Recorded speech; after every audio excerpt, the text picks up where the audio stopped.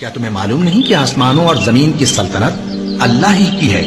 اور اللہ کے سوا تمہارا کوئی دوست اور مددگار نہیں، اور مشرق اور مغرب سب اللہ ہی کا ہے، تو جدھر بھی تم رخ کرو ادھر ہی اللہ کی ذات ہے۔ بے شک اللہ صاحب وسعت ہے، باخبر ہے، وہی آسمانوں اور زمین کا پیدا کرنے والا ہے، اور جب کوئی کام کرنا چاہتا ہے تو اس کو ارشاد فرما دیتا ہے کہ ہو جا تو وہ ہو جاتا ہے۔ تو تم مجھے یاد کیا کرو، میں تمہیں یاد کیا کروں گا، اور میرا احسان مانتے رہنا اور میری ناشکری نہ کرنا۔ اے ایمان والو، صبر اور نماز سے مدد لیا کرو، بے شک اللہ صبر کرنے والوں کے ساتھ ہے۔ اور ہم کسی قدر خوف اور بھوک اور مال اور جانوں اور میووں کے نقصان سے تمہاری آزمائش کریں گے، اور صبر کرنے والوں کو بشارت سنا دو کہ ان لوگوں پر جب کوئی مصیبت واقع ہوتی ہے تو کہتے ہیں کہ ہم اللہ ہی کا مال ہیں اور اسی کی طرف لوٹ کر جانے والے ہیں۔ اور اے پیغمبر، جب تم سے میرے بندے میرے بارے میں دریافت کریں تو انہیں معلوم ہو کہ میں تو تمہارے پاس ہی ہوں۔ جب کوئی پکارنے والا مجھے پکارتا ہے تو میں اس کی دعا قبول کرتا ہوں، تو ان کو چاہیے کہ میرے حکموں کو مانیں اور مجھ پر ایمان رکھیں تاکہ نیک رستہ پائیں۔ اس وقت تم میں سے دو جماعتوں نے جی چھوڑ دینا چاہا، مگر اللہ ان کا مددگار تھا، اور مومنوں کو تو اللہ ہی پر بھروسہ کرنا چاہیے۔ اور اس مدد کو تو اللہ نے تمہارے لیے ذریعہ بشارت بنایا، یعنی اس لیے کہ تمہارے دلوں کو اس سے اطمینان حاصل ہو،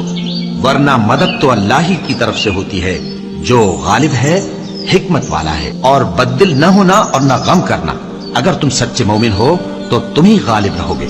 یہ تمہارے مددگار نہیں ہے بلکہ اللہ تمہارا مددگار ہے، اور وہ سب سے بہتر مددگار ہے۔ وہ وقت بھی یاد کرنے کے لائق ہے جب تم لوگ دور بھاگے جاتے تھے اور کسی کو پیچھے پھر کر نہیں دیکھتے تھے، اور رسول اللہ صلی اللہ علیہ وآلہ وسلم تم کو تمہارے پیچھے کھڑے بلا رہے تھے، تو اللہ نے تم کو غم پر غم پہنچایا تاکہ جو چیز تمہارے ہاتھ سے جاتی رہی یا جو مصیبت تم پر واقع ہوئی ہے اس سے تم غمگین نہ ہو،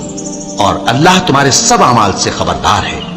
پھر اللہ نے اس پریشانی کے بعد تم پر تسلی نازل فرمائی، یعنی نیند، کہ تم میں سے ایک جماعت پر طاری ہو گئی، اور کچھ لوگ جن کو جان کے لالے پڑ رہے تھے اللہ کے بارے میں ناحق ایام کفر کے سے گمان کرتے تھے،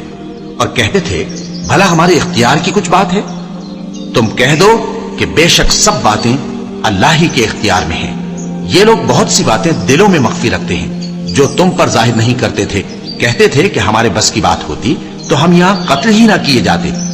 کہہ دو کہ اگر تم اپنے گھروں میں بھی ہوتے تو جن کی تقدیر میں مارا جانا لکھا تھا وہ اپنی اپنی قتل گاہوں کی طرف ضرور نکل آتے۔ اس سے غرض یہ تھی کہ اللہ تمہارے سینوں کی باتوں کو آزمائے اور جو کچھ تمہارے دلوں میں ہے اس کو صاف کر دے، اور اللہ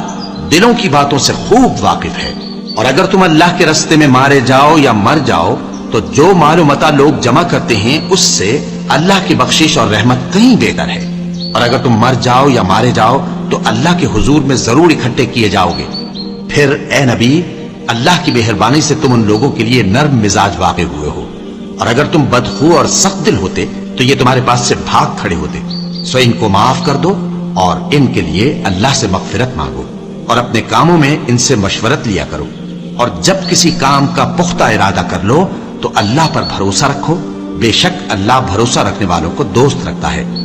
اگر اللہ تمہارا مددگار ہے تو تم پر کوئی غالب نہیں آ سکتا، اور اگر وہ تمہیں چھوڑ دے تو پھر کون ہے اس کے بعد تمہاری مدد کرے؟ اور مومنوں کو تو چاہیے کہ اللہ ہی پر بھروسہ رکھیں، اور اللہ کے انعامات اور فضل سے خوش ہو رہے ہیں، اور اس سے کہ اللہ مومنوں کا اجر ضائع نہیں کرتا، جنہوں نے باوجود زخم کھانے کے اللہ اور رسول کے حکم کو قبول کیا۔ جو لوگ ان میں نیکوکار اور پرہیزگار ہیں ان کے لیے بڑا ثواب ہے۔ جب ان سے لوگوں نے آ کر بیان کیا کہ کفار نے تمہارے مقابلے کے لیے لشکر کثیر جمع کیا ہے تو ان سے ڈرو، تو ان کا ایمان اور زیادہ ہو گیا، اور کہنے لگے ہم کو اللہ کافی ہے اور وہ بہت اچھا کارساز ہے۔